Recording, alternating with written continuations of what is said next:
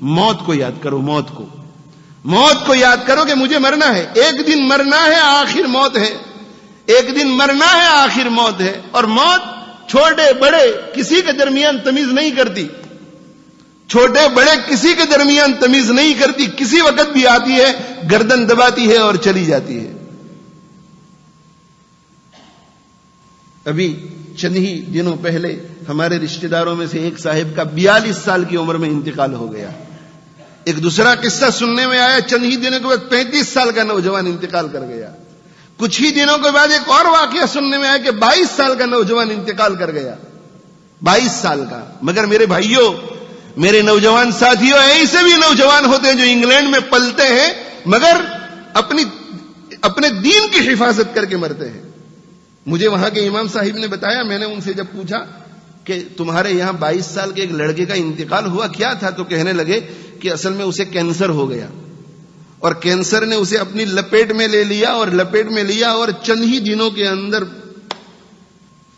دنوں میں حق تعالی شاہ نے اس کی زندگی لپیٹ دی.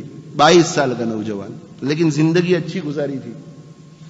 علماء کے پاس بیٹھتا تھا، بزرگوں کے پاس بیٹھتا تھا، دروس میں بیٹھتا تھا، دعوت و تبلیغ کی تحریک میں لگتا تھا، نیک کاموں میں، جلسوں میں جاتا تھا. تو کہا کہ آخری مرحلے میں جب وہ بے ہوشی کی حالت میں پڑا ہوا تھا تو اس کے والد گئے اور والد نے جا کر کے کہا کہ بیٹا، ڈاکٹروں نے کہا کہ یہ کسی وقت مر سکتا ہے. کہا بیٹا، میں نے تمہیں بچپن میں ایک دعا سکھائی تھی، رضیت باللہ ربا، پڑھو میرے لیے. تو کہا اس نے آنکھیں کھولی، بے ہوش مگر آنکھیں کھولی. 22 سال کا نوجوان، اور آنکھیں کھول کر اس نے اپنے باپ کو دیکھا اور اس نے کہا رضیت باللہ ربا وبالاسلام دینا وبمحمد نبیا. آنکھیں بند ہوئی اور روح پرواز کر گئی. جو نوجوان اپنی خواہشات پر کنٹرول کرتا ہے، کنٹرول کرتا ہے میرے بھائیوں، اسے ایسی موت ملتی ہے اسے. اللہ ہمیں بھی ایسی موت عطا فرمائے، ایسی موت. 22 سال کا. ادھر پھر پتا چلا کہ لندن کے اندر کچھ 4 بچے رات کو گاڑی میں بیٹھ کر کے شرارت کرنے کے لیے نکلے تھے.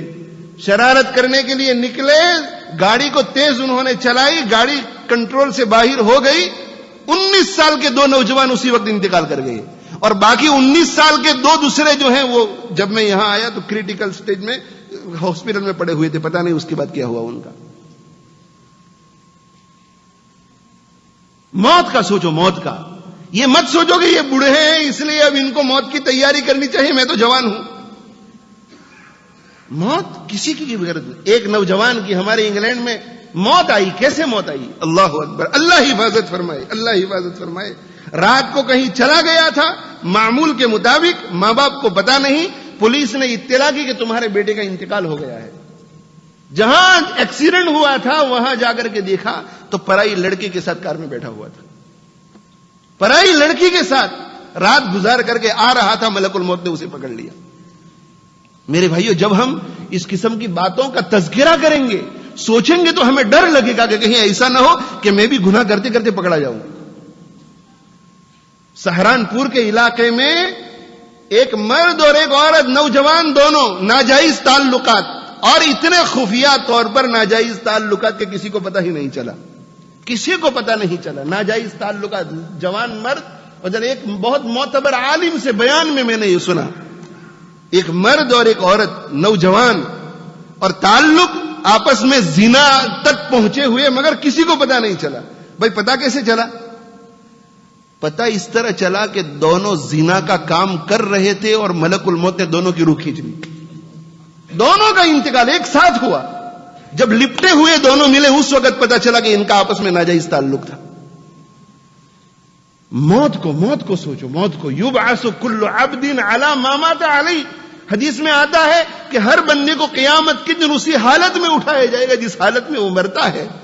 میرے بھائی، اگر تو فلم دیکھتے ہوئے، اگر تو موسیقی اور میوزک سنتے ہوئے، اگر تو زنا کرتے ہوئے، شراب پیتے ہوئے مرے گا، کل قیامت کے دن اللہ کو کیا منہ دکھائے گا؟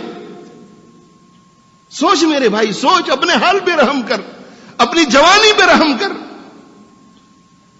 موت کی فکر کرو. موت